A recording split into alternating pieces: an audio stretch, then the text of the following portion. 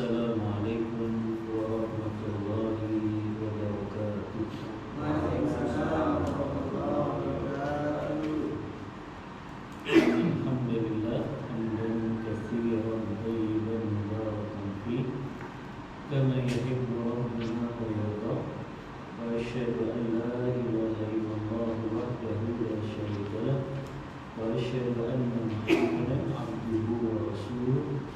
Allahumma salli wa sallim ala nabiyyina Muhammadin sallallahu alaihi wasallam wa ala alihi wa ashabihi wa man tabi'ahum bi ihsan ila yaumil amma ba'd. Bapak-bapak yang dirahmati Allah Subhanahu wa taala, alhamdulillah di pagi hari ini kita bisa berjumpa lagi dalam majelis ilmu yang mulia ini setelah libur Ramadan dan hari raya Idul Fitr. Ana ucapkan taqabbalallahu minna wa minkum. Semoga Allah menerima segala amal ibadah kita di bulan Ramadan dan semoga Allah berikan kita kesempatan berjumpa lagi dengan Ramadan yang berikutnya. Amin. Kita lanjutkan kembali pembahasan kita dalam fikih muamalah harta, masih dari kitab Al-Fiqhu Al-Muyassar. Kita akan bahas tentang bab as-sulhu. As-sulhu artinya akad perdamaian. Di dalam kita berinteraksi, apalagi dalam masalah harta, banyak sekali pertikaian, perselisihan yang terjadi. Maka ketika terjadi pertikaian atau perselisihan dalam hal harta itu, syariat Islam punya solusi, yaitu dengan cara akad as-sulhu ini. Akad mendamaikan dua orang yang bertikai dalam masalah harta tersebut. Kita baca dari kitab tersebut. Qala al-muallif rahimahullahu ta'ala, berkata pengarang kitab ini, semoga Allah merahmati mereka semuanya. Babun fis sulhi, bab tentang akad perdamaian.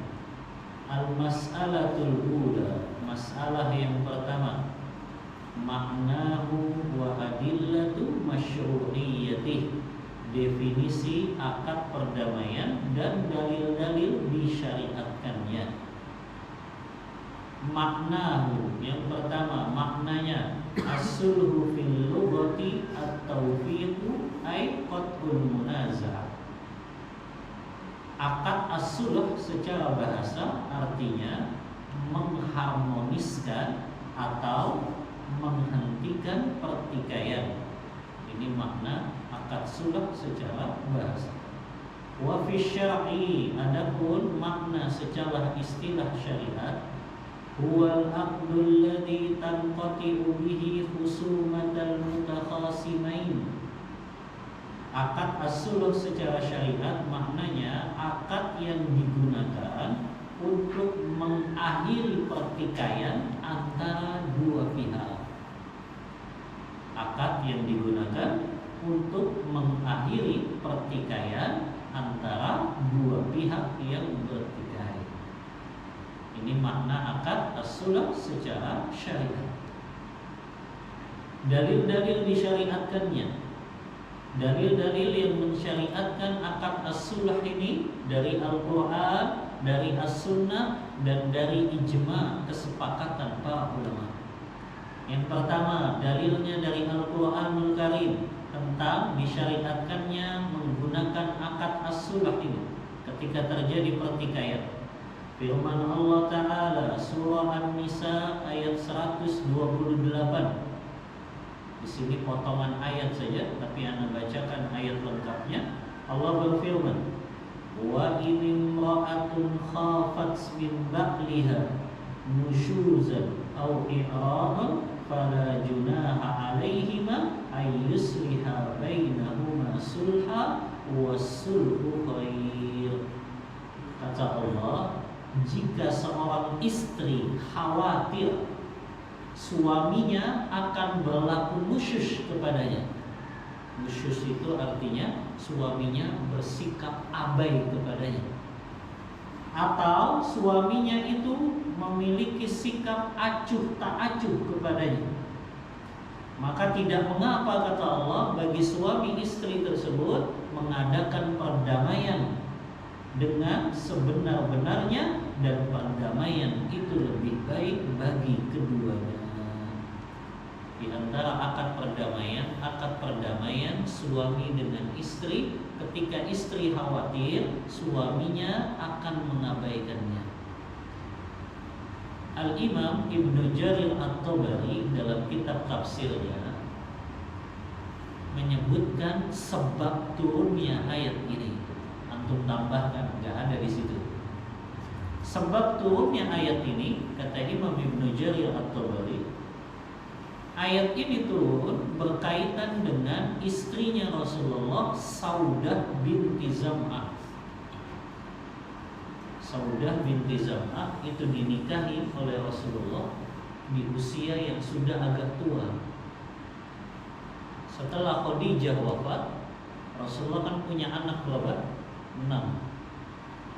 Dari Khadijah Rasulullah punya anak 6. 3 laki-laki, 3 perempuan. Ya. Nah, Rasulullah setelah ditinggal wafat Khadijah, beliau butuh sosok wanita yang bisa mengasuh anak-anaknya. Maka dipilihlah Saudah. Saudah dinikahi Rasulullah ketika usia beliau, ulama beda pendapat. Ada yang mengatakan 54 tahun, ada yang mengatakan bahkan 60 tahun. Usianya Saudah ketika dinikahi Rasulullah. Ketika Khadijah meninggal, usia Rasulullah berapa? 50 tahun. Ya. Jadi 50 sama 60 kan gak ada masalah kan, beda 10 tahun. Ya. Kemarin aja viral itu pengusaha toko emas di Kuningan, usianya udah 50-an, nikahin wanita yang masih muda, paling 20.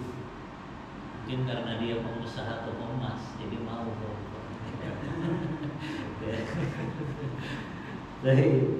Jadi Rasulullah ya nikahin Saudah, usianya sudah agak tua, ya, karena Rasulullahnya juga sudah 50 tahun, ya, kisarannya, ya. Kemudian, ya, Rasulullah SAW ketika menikahi Saudah, Saudah ini khawatir karena usianya sudah sekitar 50-an lebih atau 60 tahun tadi menurut sebagian ulama. Rasulullah Saudah khawatir beliau nggak bisa lagi menunaikan hak suaminya. Biasanya usia segitu kan wanita sudah menopause, ya, sudah nggak bisa lagi berhubungan. Maka kemudian Rasulullah pun menikahi wanita yang lain. Ada Aisyah, ya, yang usianya masih muda. Maka Saudah, beliau ingin tetap jadi istri Rasulullah walaupun nggak bisa menunaikan hak suaminya. Bagaimana caranya? Allah turunkan ayat ini dengan cara akad as-sulh, perdamaian. Makanya akhirnya Saudah mengatakan, ya Rasulullah, nggak apa-apa deh, jatah malam saya, giliran saya berikan kepada Aisyah. Yang penting engkau tidak menceraikan aku. Jadi Saudah tetap ingin jadi istri Rasulullah walaupun beliau nggak bisa menunaikan hak biologis Rasulullah. Akhirnya beliau berikan apa? Jatah malamnya kepada Aisyah. Siapa yang nggak pengen jadi istri Rasulullah terus? Karena seseorang kalau dia jadi istri Rasulullah, nanti di surganya juga bersama Rasulullah. Itulah kenapa istri-istri Rasulullah setelah Rasulullah wafat nggak boleh dinikahi. Di antara hikmahnya apa? Karena semua istri-istri Rasulullah akan jadi istri Rasulullah di surga nanti. Makanya nggak boleh dinikahi. Karena suami itu, istri itu, perempuan itu, dia akan bersama suami terakhirnya. Jadi kalau nanti bapak meninggal duluan daripada istrinya, istrinya nikah lagi, berarti istrinya nggak bersama bapak. Karena perempuan itu di surga bersama suami terakhirnya. Kecuali bapak ngasih wasiat, kalau saya meninggal jangan nikah lagi ya, biar kita di surga. Ya, ya, boleh nggak wasiat begitu? Boleh. Ya, kalau memang mereka ingin bersama di surga nanti. Ya. Nah ini ayat ini turun berkaitan tentang kisahnya Saudah yang dia nggak mampu lagi menunaikan hak biologisnya Rasulullah, akhirnya dia berikan jatah gilirannya kepada Aisyah. Dan ini kata ulama, ini namanya akad as-sulh antara suami dengan istri. Dan itu boleh. Antum contohnya ada seorang janda pengen dinikahin sama antum, ya, kata janda itu, gak apa-apa deh kamu nikahin saya, dan saya gak perlu dapat nafkah materi, karena jandanya sudah janda kaya, ditinggalin harta banyak sama suami. Boleh gak seperti itu? Boleh. Ini namanya akad as-sulh, perdamaian. Ya, seorang janda tadi dinikahin dan dia siap, pokoknya nggak perlu saya diberikan materi, yang penting saya jadi istri kamu. Ya, enak kan nikahin janda kayak gitu, nggak perlu nafkah materi. Ya, yang penting dia dinikahin saya. Ya, baik, ini namanya akad as-sulh, perdamaian. Dalil yang kedua itu firman Allah Ta'ala surah Al-Hujurat ayat yang ke-9. Allah berfirman, wa il ta'ifatani minal mu'minina iqtatalu fa aslihu bainahuma. Dan apabila ada dua kelompok dari kalangan orang yang beriman, mereka saling bertengkar, saling berperang, maka damaikanlah dua kelompok tersebut. Maka ini salah satu amalan yang sangat utama itu, mendamaikan dua kelompok yang bertikai. Ya, apalagi dua-duanya sama-sama orang yang beriman. Jadi kita jangan jadi malah orang yang suka ngompor-ngomporin dua orang beriman saling bertengkar. Karena Rasulullah adalah orang yang paling suka mendamaikan apabila ada dua orang yang saling bertikai. Bahkan dalam hadis itu disebutkan keutamaan mendamaikan orang yang bertikai. Di antaranya Rasulullah bersabda, afdhalus shadaqah, sebaik-baik sedekah kata Rasulullah, islahu dzatil bain, mendamaikan dua orang muslim yang saling bertikai.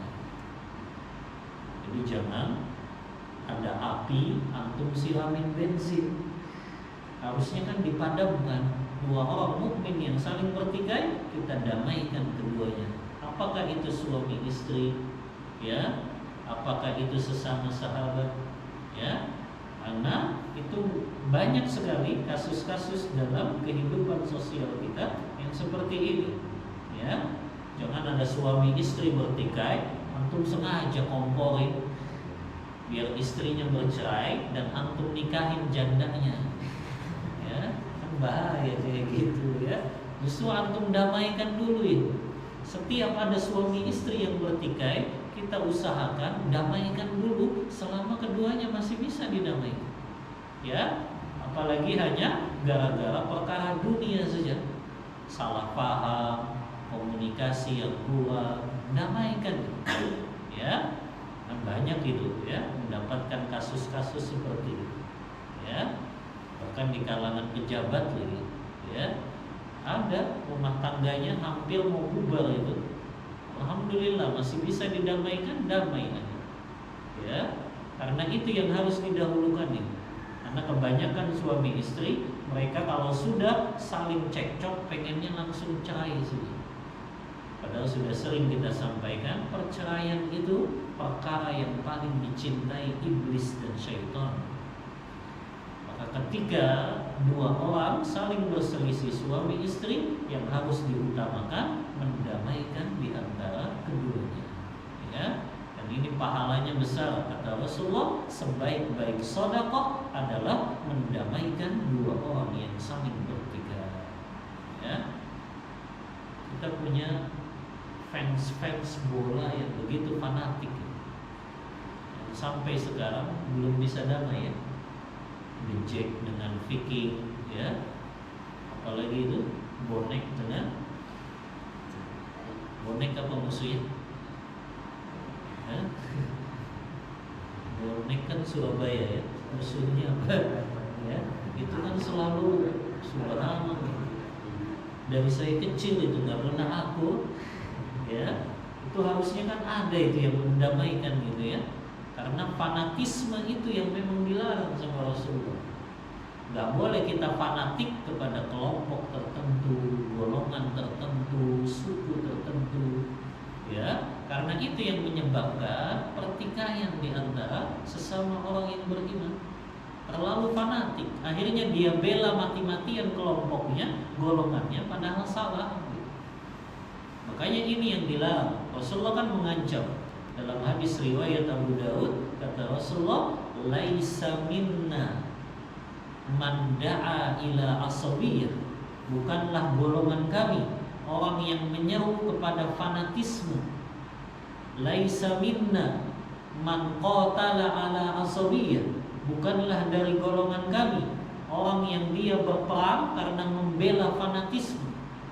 Wa laisa minna man mata ala asabiyah, bukanlah dari golongan kami mereka yang wafat dalam keadaan masih fanatik kepada golongannya. Ini dilarang itu, bersikap fanatik, membela mati-matian walaupun kelompoknya, golongannya salah. Nggak boleh. Ya, kita harus tinggalkan ya pendapat kelompok tertentu, golongan tertentu kalau pendapat itu bertentangan dengan Al-Qur'an dan Sunnah.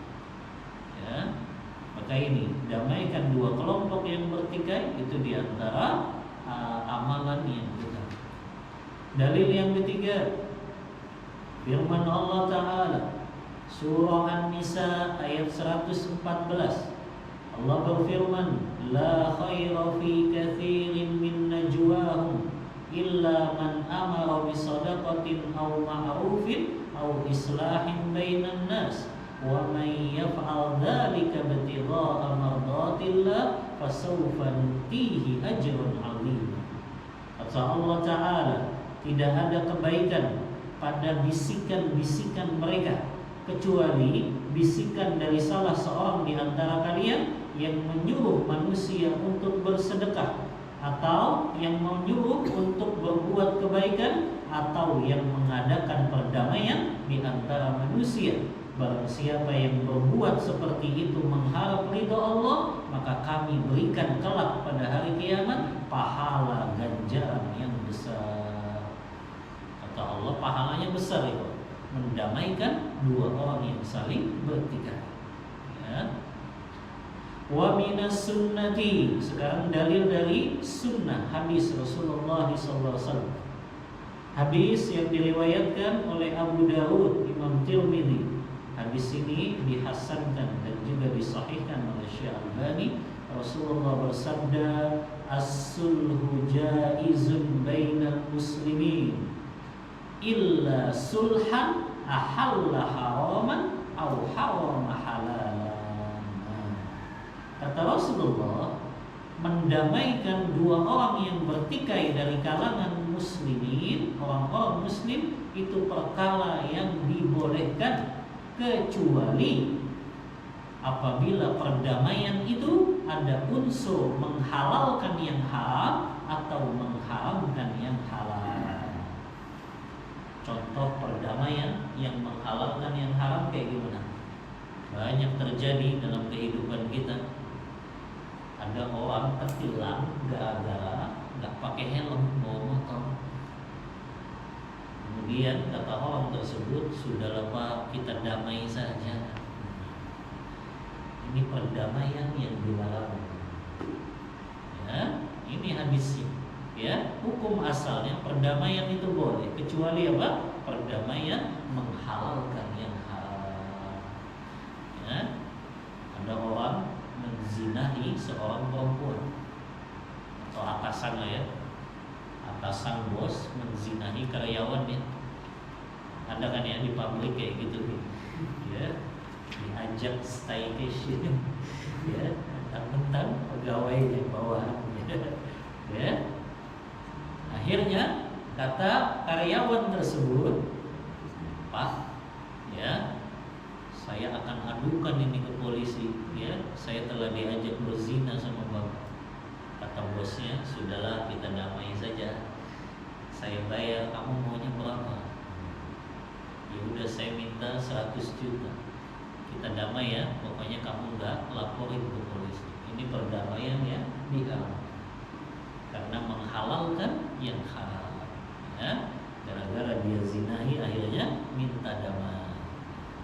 Nah, ini perdamaian hukum asalnya dibolehkan kecuali menghalalkan yang haram atau mengharamkan yang halal ya. Waqad ajma'atil ummah, ulama sepakat. Nah, ini dalilnya ijma' ya, kesepakatan para ulama disyariatkannya mendamaikan dua manusia yang saling berselisih dalam rangka mencari keridhaan Allah. Maka ini perkara yang dianjurkan, mendamaikan dua orang yang saling berselisih. Itu masalah yang pertama. Al-mas'alatu tsaniyah, masalah yang kedua, fi anwa'is sulhi al-'ammah, macam-macam akad perdamaian yang ada di tengah masyarakat umum. Apa saja itu jenis-jenis macam-macam akad perdamaian yang banyak di masyarakat? Yang pertama, as-sulhu bainaz zawjaini idza khifa asy-shiqaqu bainahuma, mendamaikan dua orang yaitu dari kalangan suami istri apabila salah seorang di antara mereka khawatir terjadi pertikaian antara keduanya. Nah, ini tadi ya, mendamaikan suami istri yang sedang bertikai. Dalilnya firman Allah Ta'ala surah An-Nisa ayat 35, wa in khiftum shiqaq bainihima fab'atsu hakaman min ahlihi wa hakaman min ahliha yurida islaha yuwaffiqillahu bainahuma. Apabila kalian khawatir akan terjadi pertikaian antara suami istri tersebut, maka boleh suami istri tersebut mengirim masing-masing juru damainya. Ada juru damai dari pihak suami, ada juru damai dari pihak istri. Jika memang juru damai tersebut memang kedua-duanya mau mendamaikan keduanya. Jadi ada juru damai. Nah, ini yang harus didahulukan ya. Jangan suami istri kalau bertikai sedikit-sedikit cerai, sedikit-sedikit cerai. Ini kan perkara yang sangat-sangat dibenci ya. Bermudah-mudahan dalam masalah perceraian ya, hanya gara-gara suaminya mungkin ngasih nafkahnya kurang ya. Sabarlah, dulu ketika nikah juga ya, di masa suaminya enak kan dia bisa bertahan.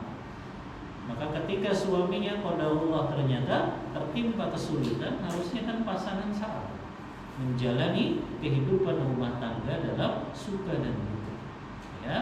Hanya gara-gara istrinya terlambat bukain pintu, nyiapin makan, keluar tuh kata cerai dari suami. Maka ini mudah-mudahan dalam mengucapkan kata cerai itu perkara yang dibenci dalam syariat, bahkan dicintai oleh iblis dan syaitan.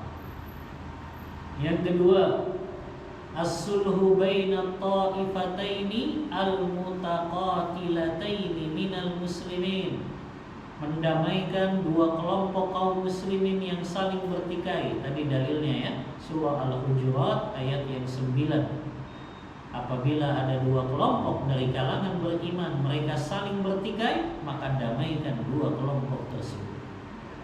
Yang ketiga, as-sulhu bainal muslimina wal kuffar al-mutaharibin, mendamaikan kelompok muslim yang sedang berperang dengan orang kafir. Ini namanya kalau dalam istilah hubungan internasional gencatan senjata. Ya, boleh. Kapan itu dilakukan? Ketika melihat korban dari kaum muslimin begitu banyak, maka boleh melakukan perdamaian antara keduanya. Ya, kecuali muslimnya dalam keadaan menang itu bisa didamaikan. Tapi melihat korbannya dari kalangan orang beriman banyak, maka diusahakan ada gencatan senjata terlebih dahulu. Yang keempat, as-sulhu bainal mutakhasimaini fi ghairil mal, mendamaikan dua orang yang bertikai dari kalangan orang yang beriman dalam masalah yang bukan berkaitan dengan harta. Misalnya masalah bertetangga, gara-gara tetangganya suka parkir mobil di jalanan sembarangan, ya, akhirnya bertikai antara tetangga tersebut. Ya, maka ini mendamaikan dua orang yang bertikai tapi bukan dalam masalah harta. Ya. Yang kelima ini, ya, yang jadi pembahasan kita ini, mendamaikan dua orang yang bertikai dalam masalah harta. Jadi pertikaiannya dalam masalah harta. Ini yang mau kita bahas. Karena yang kita bahas fikih muamalah harta. Ada dua jenisnya. Mendamaikan dua orang yang bertikai dalam masalah harta. Yang pertama, as-sulhu fil iqrar, mendamaikan dua orang yang bertikai dalam masalah harta dan orang yang dituduh itu mengakui. Itu namanya as-sulhu fil iqrar. Mendamaikan dua orang yang terlibat pertikaian dalam masalah harta dan orang yang dituduh mengakui perkara tersebut. As-sulhu iqrar ini ada dua solusinya. Ya. Kita catat di bawah.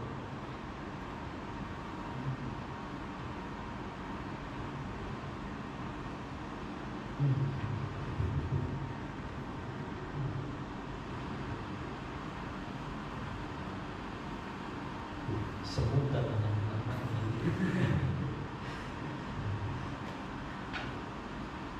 macam-macam, bukan macam-macam ya, cara. Ada dua cara mendamaikan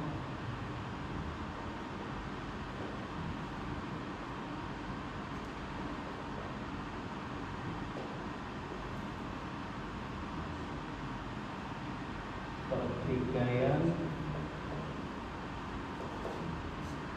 dalam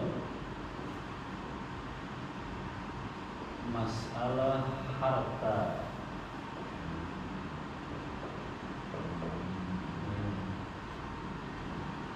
Yang pertama,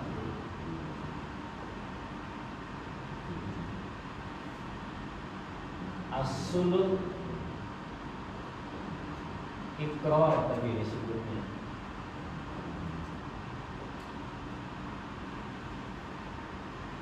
Orang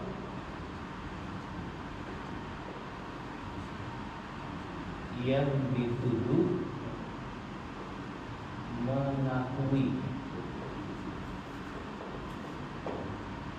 Contoh, ya, si A bilang ke si B, kamu kan punya hutang sama saya. Berapa hutangnya ya? Saya lupa, 10 juta. Dan si B mengakui, oh iya ya, tapi saya belum punya uang untuk bayar. Nah, di sini solusinya ya. Yang pertama, kalau yang dituduh itu mengakui, caranya dengan al-ibra. Apa itu al-ibra?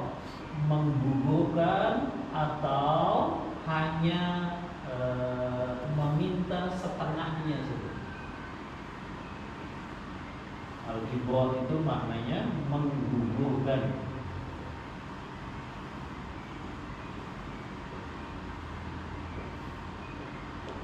Nah, bisa dengan dua cara.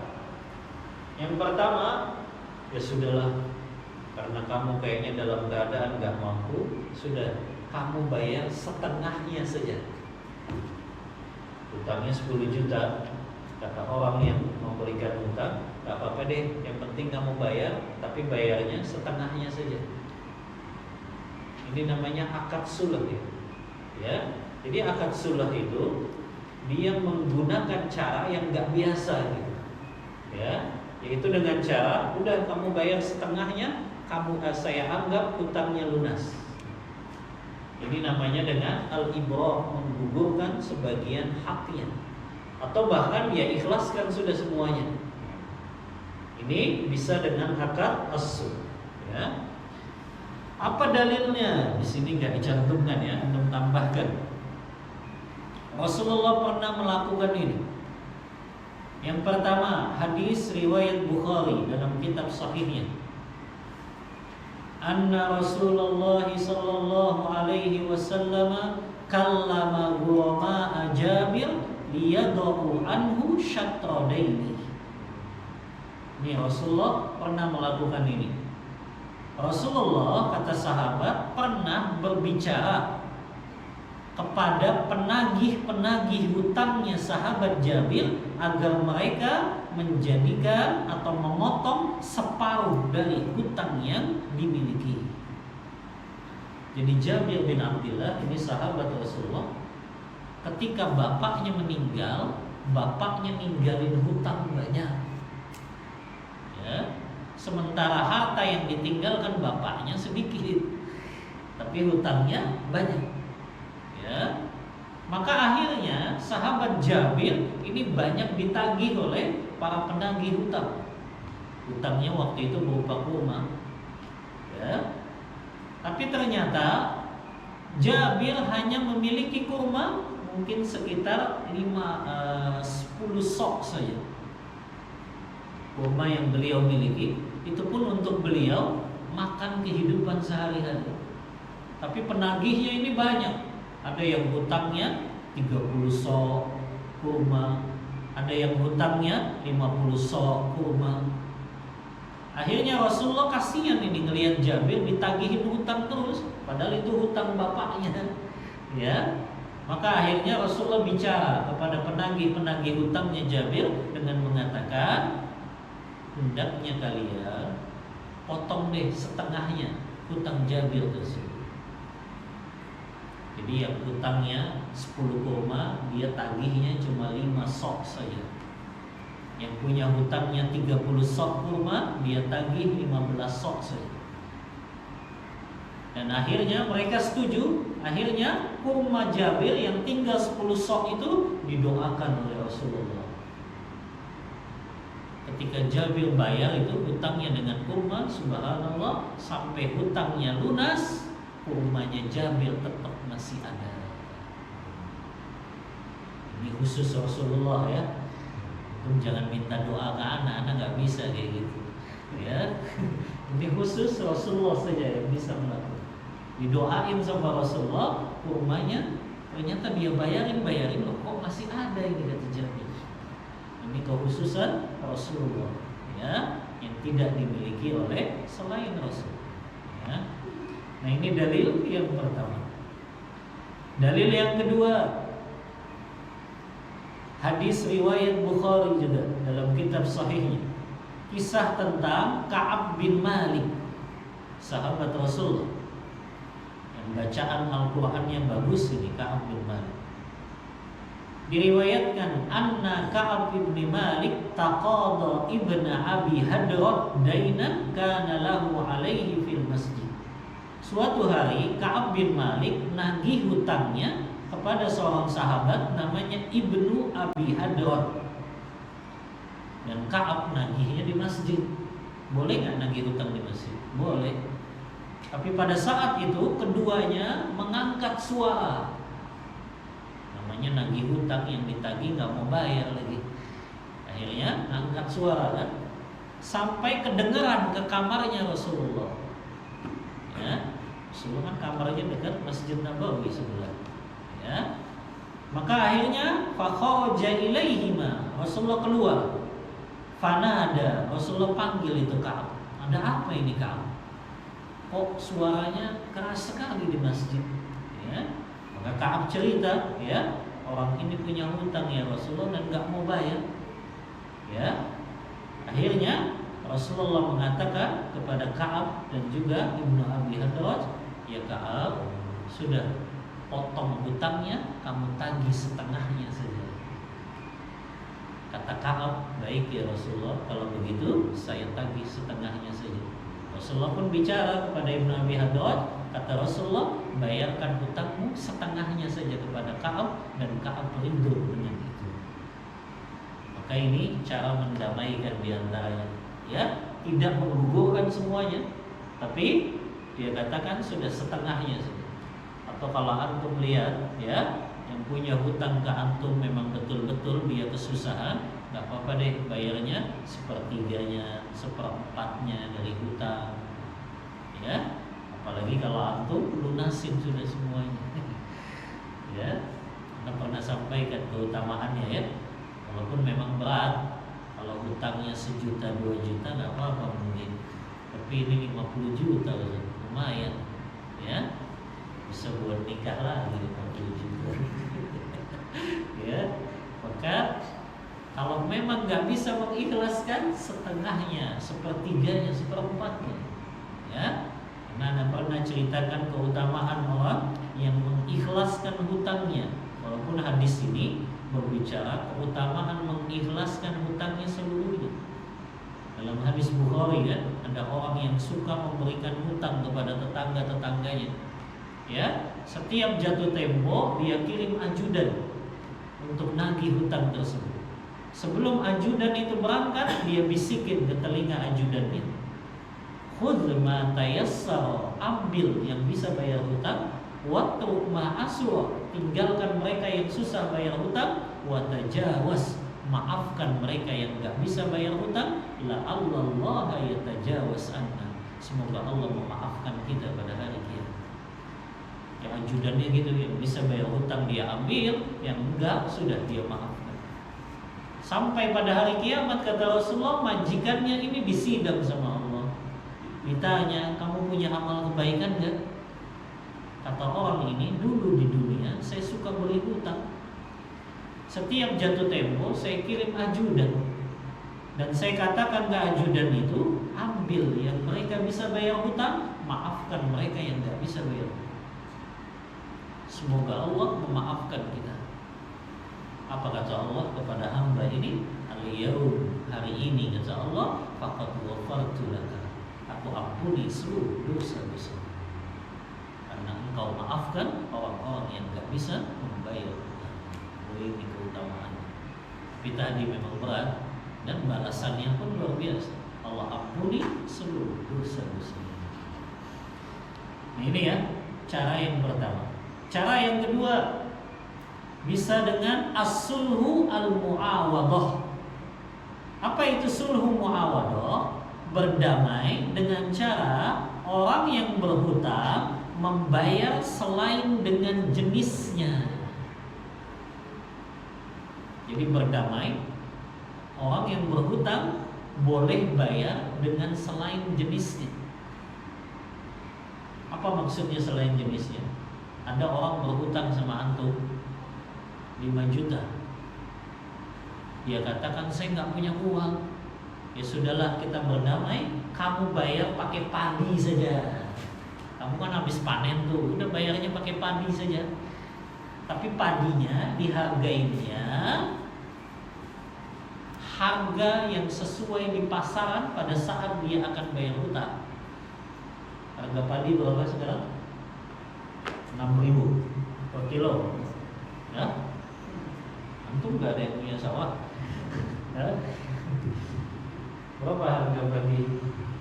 Yang kedua ya, namanya sulhu al-mu'awadah.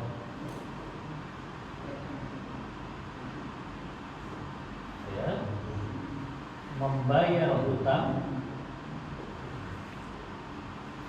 dengan selain jenisnya. Tadi dia petani, nggak punya uang, tapi dia habis panen, boleh kita tagih, udah kamu bayar pakai padi sih. Nanti kan padinya juga bisa menjual lagi, ya. Akhirnya dia bayar pakai padi, tapi tetap harganya sesuai harga pasaran saat itu, yang memang harga padi katakanlah 1 kilonya 6.000, berarti dihitung ya. Kalau hutangnya 5 juta, berarti berapa dia dapat? Berapa kilo? Ya, puluhan kilo lah, ya. Intinya untuk melunasi hutangnya. Nah itu bisa ya. Atau dia katakan saya nggak punya, ya padi juga saya nggak punya. Ya udah, apa yang kamu punya? Ternyata dia nanam, ya. Katakanlah dia nanam kacang hijau. Ya udah, kamu bayar pakai kacang hijau aja deh hutang kamu.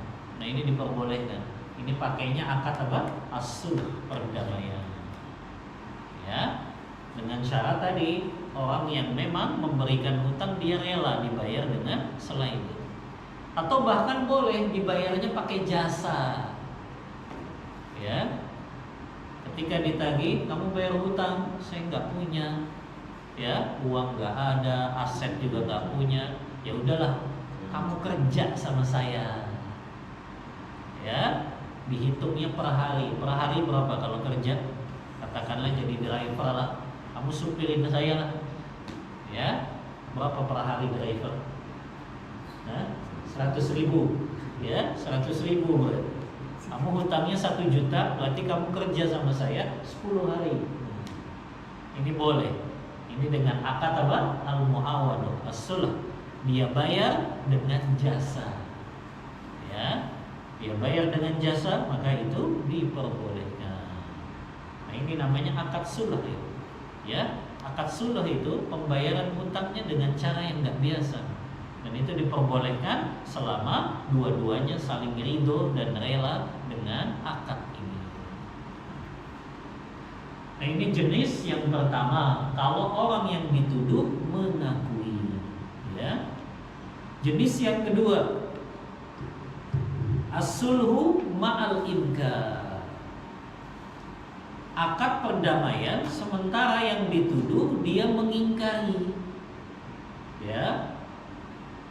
Atau mungkin dia diam saja ketika ditagih hutangnya. Ya. Maka cara untuk mendamaikan dua orang yang seperti ini, maka boleh untuk saling sepakat saja. Ya. Jadi orang yang ditagih hutang dia katakan, "Oh, saya nggak pernah punya hutang sama kamu. Ya udahlah, kita damai saja. Ya. Kamu bisanya bayar berapa? Aku terima. Yang penting kamu bayar hutang kamu tersebut." Maka akadnya dengan akad damai sama, yaitu dengan sama-sama sepakat berapa yang harus dibayarkan.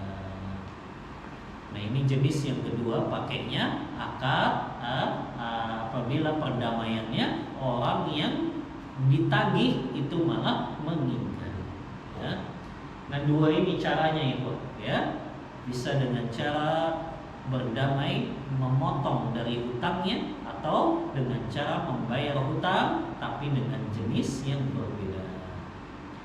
Mas'alatul tsalitsah, masalah yang ketiga, masalah yang terakhir, al-ahkam al-muta'alliqatu bis-sulh. Hukum-hukum yang berkaitan dengan akad perdamaian. Yang pertama, yasihhu sulhu anil haqqil majhud. Akad perdamaian ini sah atas hak yang tidak diketahui.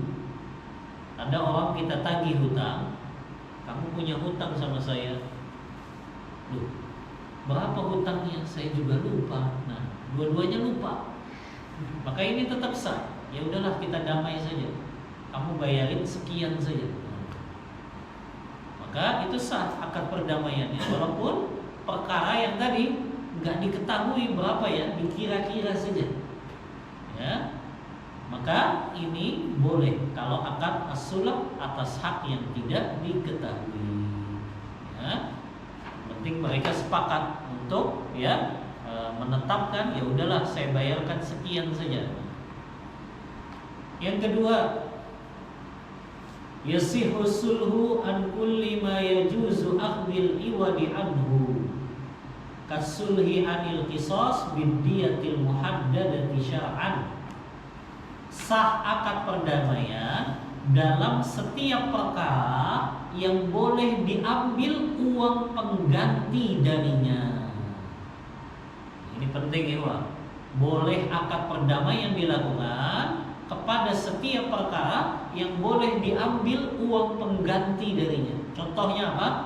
Dalam masalah membayar diat. Tahu antum diat? Diat pembunuhan. Ada orang membunuh seseorang, tapi keluarga korban mau memaafkan. Harusnya kan orang yang membunuh ini dia apa kan? Dikisos, dibunuh lagi kalau dalam Islam. Tapi keluarga korban mau maafin. Ya udah, saya maafkan, tapi kamu harus membayar diat. Diat yang ditetapkan syariat bagi orang yang membunuh secara sengaja itu pembayarannya 100 ekor unta. Untanya pun dijelaskan jenisnya. 30 ekor unta hiqqah, unta yang usianya 3 tahun. 30 ekor unta jaz'ah, unta yang usianya 40 tahun. Usianya 4 tahun. Ya. Jadi 30 ekor unta usia 3 tahun, 30 ekor unta usia 4 tahun. Baru berapa? 60. 40-nya lagi kata Rasulullah dalam hadis 40 ekor unta yang sedang hamil. Jumlahnya 100 ekor unta. Itu pembayaran diatnya. Kalau ternyata si pembunuh ini merasa keberatan, waduh, 100 ekor unta. Unta ini berapa harganya sekarang? Berapa? 40 juta, 50 juta satu ekor. 40 juta lah kita ambil harga terendah. Dikali 100 berapa? Hah? 40 juta dikali 100. Hah? 4 berat kan? Akhirnya korban pembunuh minta damai. Saya kalau bayar 4M gak mampu. Sudahlah, ya dikurangi saja. Dikurangi setengahnya 2M. Ya. 2M sepakat, nah ini boleh.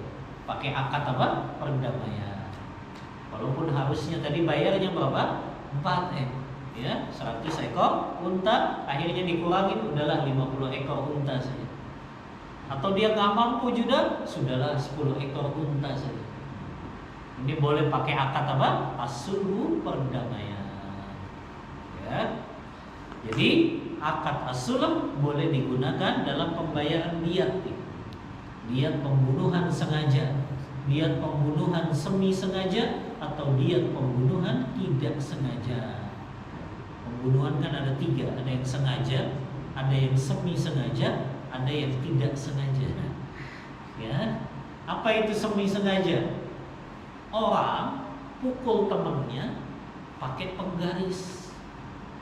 Yang itu alat biasanya nggak mematikan kan, tapi dia pukul, ya temannya meninggal.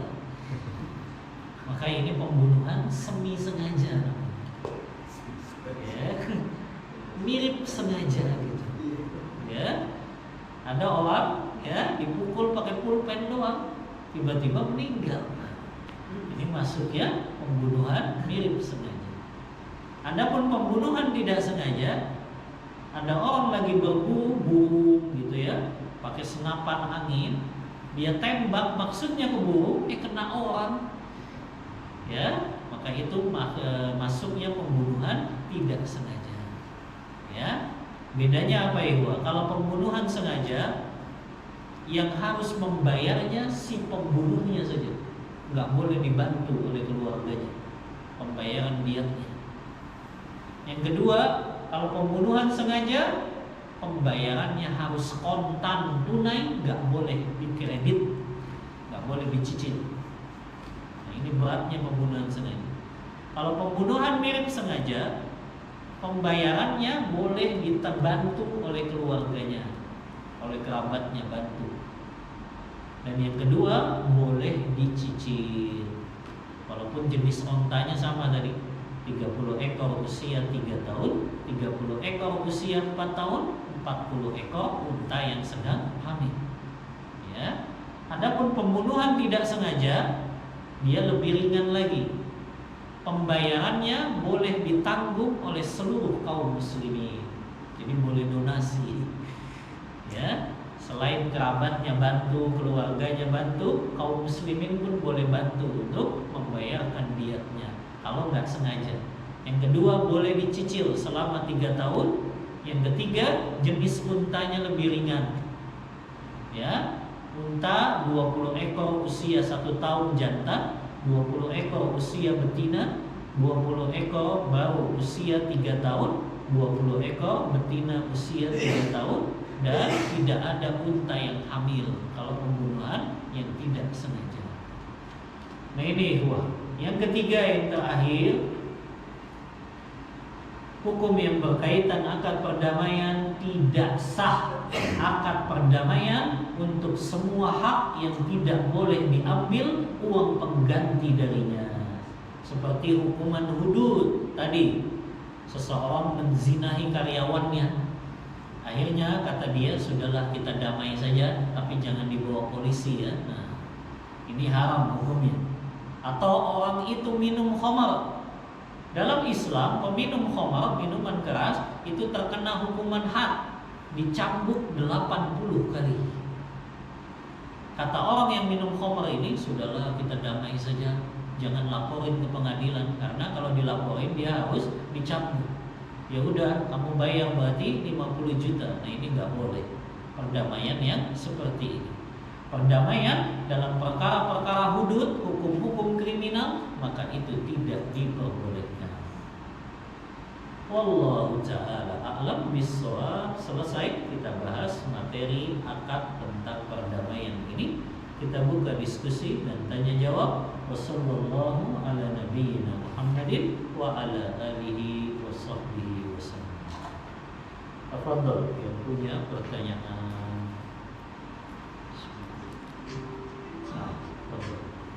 Assalamualaikum Ustaz. Waalaikumsalam. Bagaimana dengan sisihan dengan suatu masalah agama Ustaz? Saya lagi di medsos itu apakah suatu hal yang memang bisa juga didamaikan atau seperti apa Ustaz? Pertikaian yang ada di medsos gitu ya. Kalau pertikaian itu terjadi di medsos, nah ini agak berat ya. Karena medsos itu kan semua orang ikut campur. Ya.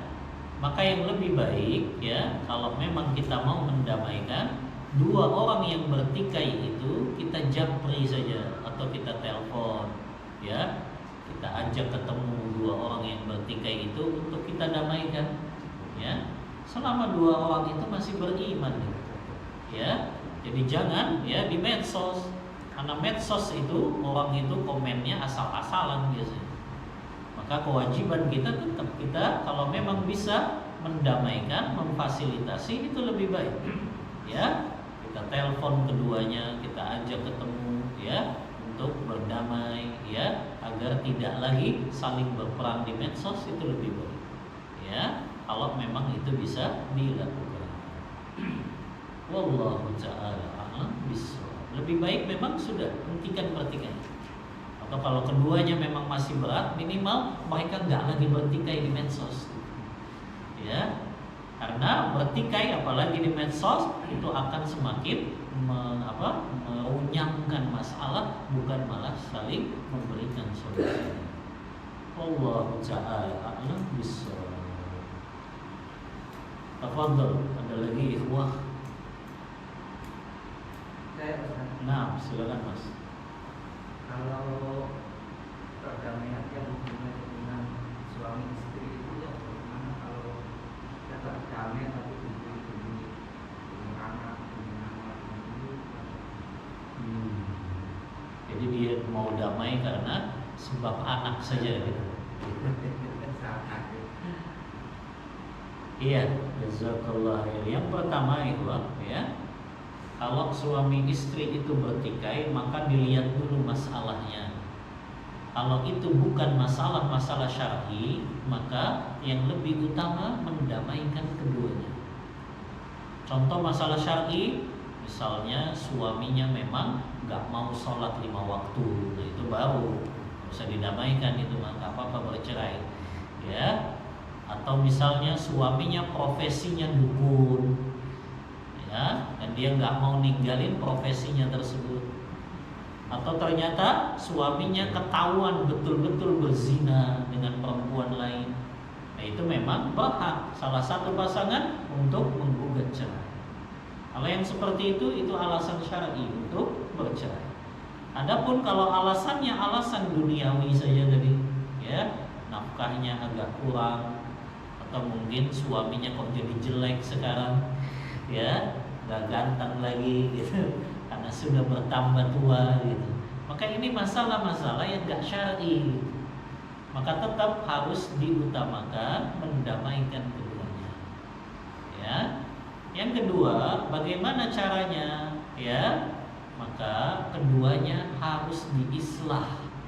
Bagaimana cara islahnya? Kalau memang masing-masing bisa mengirim juru damai, maka dikirimkan. Juru damai dari pihak suami ada, dari keluarganya. Juru damai dari pihak istri ada. Tapi ingat, dua-duanya memang ingin mendamaikan, bukan malah dua-duanya malah ya saling mengkompori untuk berpisah. Nah ini enggak. Kalau ternyata dua keluarga ini malah pengennya berpisah, maka berarti jangan libatkan mereka, ya. Cukup orang yang paham agama saja, yang dia mendamaikan keduanya tanpa ikut campur dari dua keluarga.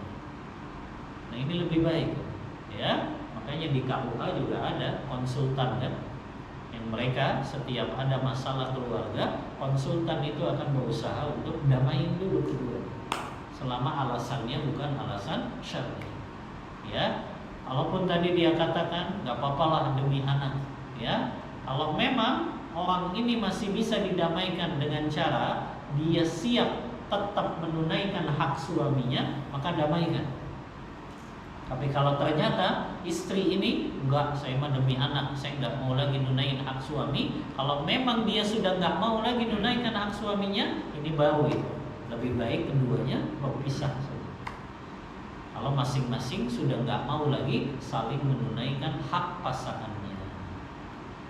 Tapi kalau dua-duanya siap setelah berdamai, sudah harus saling menunaikan haknya masing-masing, damaikan kedua. Tapi kalau keduanya sudah nggak bisa, maka lebih baik dipisah. Begitu itu. Wallahu ta'ala a'lam bishawab. Nah,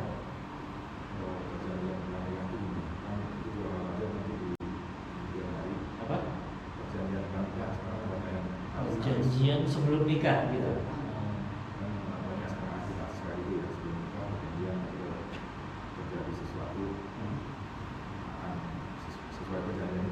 Oh gitu. Kalau dalam Islam apakah itu diizinkan juga? Karena kita dengan khawatir nanti terjadi sesuatu perjanjian. Wallahu a'lam. Kalau di dalam Islam mungkin bukan perjanjian, disebutnya memberi syarat. Dan itu boleh memang, ya, sebagian ulama membolehkan, ya, sebelum nikah salah satu pasangan memberikan syarat. Misalnya perempuan ini ketika dilamar di khitbah, dia mengatakan saya mau terima lamarannya dan saya siap nikah dengan Anda, tapi saya kasih syarat. Apa syaratnya? Saya nggak suka jengkol, berarti saya nggak mau kamu makan jengkol. Boleh syarat seperti itu? Boleh, ya. Karena nanti kalau memang istri ini nggak suka, akhirnya suaminya tetap makan jengkol, dia malah nggak nyaman berada di sisi suaminya. Maka ini boleh memberikan syarat, ya. Bahkan Ibnu Qudamah itu ulama mazhab Hambali memang membolehkan, ya, seorang istri misalnya memberi syarat, ya, saya mau dinikahin kamu, tapi syaratnya kamu nggak boleh poligami. Boleh, ya. Tapi kalau ada perempuan kayak gitu ya nggak usah dinikahin, kan, cari yang siap dipoligami saya, ya. Maka boleh hukum asalnya memberikan syarat, ya, seperti itu. Jadi boleh memberikan syarat selama tadi, ya, syaratnya tidak bertentangan dengan hukum Islam, ya. Tapi kalau syarat itu bertentangan, haram, nggak boleh untuk dipenuhi. Misalnya perempuan itu mensyaratkan, pokoknya saya kasih syarat ya, jangan paksa saya menutup aurat. Ini nggak boleh, ya, karena bertentangan dengan hukum syariat, ya. Atau misalnya, pokoknya kamu nggak boleh ngatur-ngatur kehidupan saya, nggak boleh. Yang namanya suami, dia tanggung jawab dengan urusan kehidupan istri.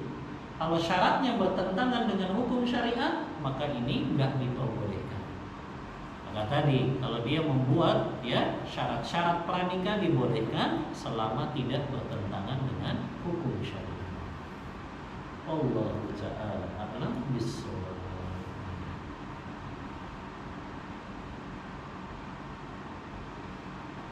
Ada lagi Ikhwan? Cukup? Kalau diam sudah pada lapar.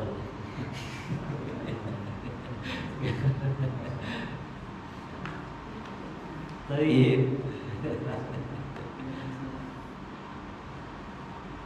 Cukup? Baik, kalau memang tidak ada lagi pertanyaan, kita cukupkan kajian kita pada pagi hari ini tentang akad as-sulh, perdamaian, mendamaikan dua orang yang bertikai, khususnya dalam masalah harta. Allah Ta'ala a'lam bishawab. Mohon maaf bila ada kata-kata yang kurang berkenan. Wassallallahu ala nabiyyina Muhammadin wa ala alihi wa sahbihi wasallam. Kita tutup kajian kita membaca doa kafaratul majlis. Subhanakallahumma wa bihamdika asyhadu an la ilaha illa anta astaghfiruka wa atubu ilaik. Walhamdulillahi rabbil alamin. Wassalamualaikum warahmatullahi